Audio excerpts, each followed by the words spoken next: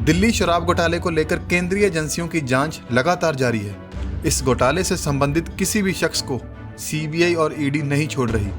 केंद्रीय एजेंसियों ने शराब घोटाले को लेकर जांच के जरिए दिल्ली के पूर्व उप मुख्यमंत्री मनीष सिसोदिया पर भी शिकंजा कसा और आज वो तिहाड़ जेल में न्यायिक हिरासत में है। इसी शराब घोटाले को लेकर ईडी ने अब तेलंगाना के मुख्यमंत्री चंद्रशेखर राव की बेटी और बीआरएस यानी भारत राष्ट्र समिति पार्टी की एमएलसी के कविता को दिल्ली तलब किया है। के कविता को पूछताछ के लिए 9 मार्च को ईडी के सामने पेश होने के लिए कहा गया है। इसे लेकर कविता ने कहा, मुझे ईडी ने 9 मार्च को दिल्ली में पेश होने के लिए बुलाया है। कानून का पालन करते हुए मैं जांच एजेंसियों के साथ पूरा सहयोग करूंगी। हालांकि धरने और पूर्व नियोजित कार्यक्रमों के चलते पूछताछ की तारीख को लेकर विचार करूंगी। बता दें कि बीते मंगलवार को ईडी ने मनीष सिसोदिया से 5 घंटे तक पूछताछ की। सीबीआई ने 26 फरवरी को उन्हें गिरफ्तार किया था।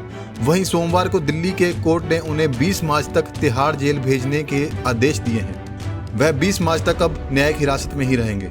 खास बात है कि ईडी की तरफ से कविता को समन ऐसे समय पर पहुंचा है जब एक दिन पहले ही हैदराबाद के कारोबारी अरुण रामचंद्र पिल्लई की गिरफ्तारी हुई है। दिल्ली की कोर्ट ने पिल्लई को 13 मार्च तक ईडी की हिरासत और शराब कारोबारी अमनदीप धाल को 21 मार्च तक न्यायिक हिरासत में भेज दिया है। ऐसा आरोप है कि दिल्ली सरकार की शराब कारोबारियों को लाइसेंस देने के लिए 2021-22 की आबकारी नीति से उद्यमियों को सांठगांठ करने का अवसर दिया गया तथा कुछ डीलरों को अनुचित लाभ पहुंचाया गया, जिन्होंने इसके लिए कथित तौर पर रिश्वत दी थी। लेकिन आम आदमी पार्टी ने इस आरोप का जोरदार खंडन किया और बाद में यह नीति रद्द कर दी गई और दिल्ली के उपराज्यपाल ने सीबीआई जांच की सिफारिश की, जिसके बाद ईडी ने पीएमएलए के तहत आरोपियों के खिलाफ एक मामला दर्ज किया था। कथित शराब घोटाले की जांच के दौरान साउथ ग्रुप का नाम भी सामने आया था। कविता भी साउथ ग्रुप की प्रतिनिधियों में से एक है, जिस पर आम आदमी पार्टी के नेताओं को 100 करोड़ रुपए की रिश्वत देने का आरोप है। सूत्रों के अनुसार उनका सामना हैदराबाद के कारोबारी अरुण पिल्लई से भी हो सकता है, जिन्हें मंगलवार को गिरफ्तार किया गया था। बता दें कि इस साउथ ग्रुप का प्रतिनिधित्व अभिषेक बोयनपल्ली, अरुण पिल्लई और बुच्ची बाबू ने किया था। आरोप है कि बोयनपल्ली ने नायर और उनके सहयोगी दिनेश अरोड़ा के साथ मिली भगत और साजिश में 100 करोड़ रुपए की रिश्वत का ट्रांसफर किया था। आपको बता दें कि कुछ दिन पहले मनीष सिसोदिया और सत्येंद्र जैन ने अपने मंत्री पद से इस्तीफा दे दिया था और बीते मंगलवार को राष्ट्रपति द्रौपदी मुर्मू ने उनका इस्तीफा मंजूर कर लिया। इसके बाद अब मुख्यमंत्री की सलाह पर आतिशी मारलेना और सौरभ भारद्वाज को राष्ट्रपति ने मंत्री पद पर नियुक्त कर दिया है। मनीष सिसोदिया को जब न्यायिक हिरासत में 20 मार्च तक तिहाड़ जेल में भेज दिया गया तो इसके बाद आम आदमी पार्टी के नेता आतिशी ने प्रेस कॉन्फ्रेंस कर बीजेपी पर हमला बोला। उनका कहना था कि सीबीआई ने मनीष सिसोदिया की और रिमांड कोर्ट से नहीं मांगी।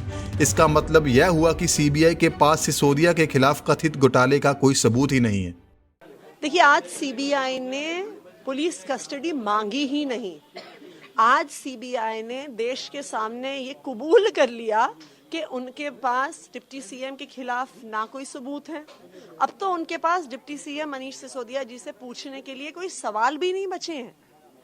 पिछली हियरिंग में मनीष सिसोदिया जी ने खुद जज के सामने कहा था कि बार बार एक ही सवाल को पूछा जा रहा है, और जब जज ने क्लियरली सीबीआई को इंस्ट्रक्शन दी कि एक सवाल को आप बार बार नहीं पूछ सकते हो, तो आज ये साबित हो गया कि उनके पास कुछ पूछने को ही नहीं है। वो और पुलिस कस्टडी चाहते ही नहीं है। तो ये बिल्कुल साफ है कि कोई एविडेंस नहीं है, कोई बिल्कुल मामला नहीं है, उन्हें कोई सबूत नहीं मिला है डिप्टी सीएम मनीष सिसोदिया जी के खिलाफ। लेकिन क्योंकि उनके आकाओं ने कहा है कि उनको अरेस्ट करके रखना है, इसलिए सीबीआई ने कर रखा है।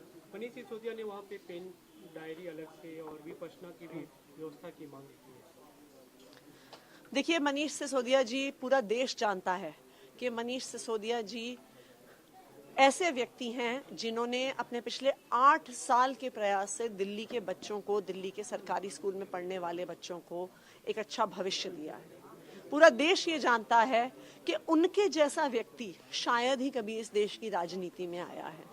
और अब जब वो जेल भी जा रहे हैं तो उन्होंने क्या मांग करी है? उन्होंने अपने लिए कोई पर्सनल वीआईपी ट्रीटमेंट की मांग नहीं करी। उन्होंने कहा मुझे भगवत गीता चाहिए, उन्होंने कहा मुझे विपश्यना का सेल चाहिए। ये दिखाता है कि आखिरकार किस प्रकार के व्यक्ति हैं मनीष सिसोदिया। हमसे जुड़े रहने के लिए हमारे YouTube चैनल को सब्सक्राइब करें और नई वीडियो की नोटिफिकेशन के लिए बेल आइकॉन को दबाएं।